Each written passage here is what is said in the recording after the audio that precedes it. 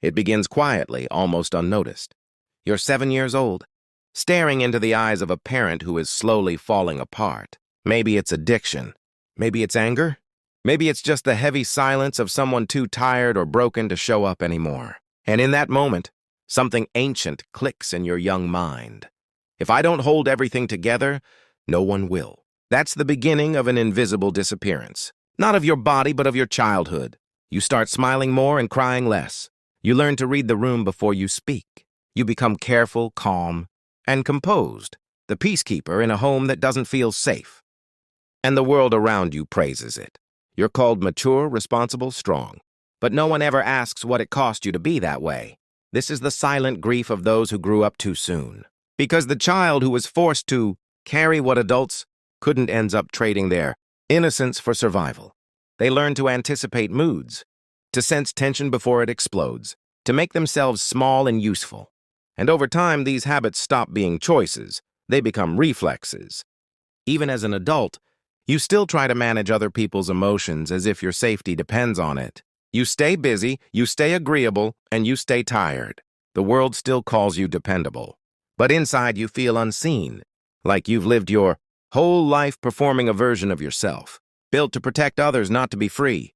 Psychologists call this parentification, when a child becomes the caretaker instead of the cared for. It rewires the brain, creating a constant state of alertness called hypervigilance. You learn that love is conditional, something earned by keeping the peace. You learn that your needs are dangerous and their needs are urgent. So you hide your feelings, silence your wants, and perfect your role as the strong one. But that survival pattern, the one that once saved you, starts to suffocate you as an adult. You don't know how to rest, or trust, or receive love without earning it. And beneath all the strength the world admires lies the quiet truth. You were never meant to be that strong, that soon. You become the good child, the quiet achiever, the listener, the one who never asks for anything. You wear that role so convincingly that even you begin to believe it's who you really are. But beneath the calm exterior, something aches. The child you buried long ago never truly disappeared. They still live inside you, silently asking, "Why didn't anyone protect me?" As you grow older, the pain evolves. You become fiercely independent, refusing help, never feeling completely safe in love. Happiness feels foreign, even threatening, because joy once came with a cost. Rest feels impossible because being useful is the only way you've ever felt worthy. And without realizing it, you keep living in survival mode, your nervous system mistaking calm for danger. When chaos becomes your childhood normal, stillness feels wrong. You flinch at peace because it feels suspicious, undeserved. Love begins to feel like a debt you'll have to repay. This isn't just sadness. It's complex trauma, the kind that rewires how you see yourself in the world. You may wonder why any child would carry such a burden. But children will do anything to stay connected. Even if it means losing parts of themselves, the choice isn't conscious, it's instinct. When safety disappears, the child sacrifices authenticity for attachment. They trade truth for belonging. It's not weakness, it's survival. It's the body's way of saying, "Please don't leave me." And that's the heartbreak of it all. What once saved you now keeps you trapped. Many adults walk through life appearing capable, responsible, successful, while their inner child still quietly pulls the strings. We overachieve to earn love, stay silent to avoid rejection, and care for everyone but ourselves. We pretend we're fine because being needed feels safer than being known. Deep down, we crave what we never received, for someone to notice, to ask if we're okay, to tell us that we don't have to hold it all together anymore. Because that small, unseen child inside you is still waiting for permission to finally rest. You keep hoping someone will finally notice that you're not as strong as you pretend to be. That maybe, just maybe, you'll be allowed to fall apart and still be held. But that longing doesn't come from your adult self. It comes from the child who never got to be a child. The first step toward healing isn't fixing, it's witnessing. Because until you acknowledge what really happened, you'll keep dismissing your own pain with thoughts like, "It wasn't that bad. Other people had it worse. I turned out fine." But fine is just another mask. And deep down, you know it's hiding something fragile and aching. Beneath the calm surface lives a story you've never fully told. One that's still waiting to be believed. That child grows up into an adult who never feels safe, even in peaceful rooms. They become lovers who can't relax into affection, givers who don't know how to receive. They apologize for crying, flinch at kindness, and confuse exhaustion with accomplishment. This is what it means to grow up too fast, to build a life around control.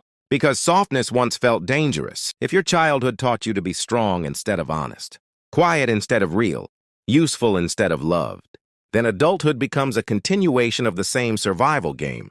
You live holding your breath, waiting for permission to finally exhale, to finally stop being the strong one.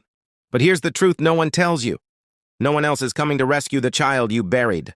Healing begins the moment you go back and hold their hand yourself. You become the voice that says what no one ever said. You didn't deserve that. You were just a child. You can rest now. This is what true repair looks like.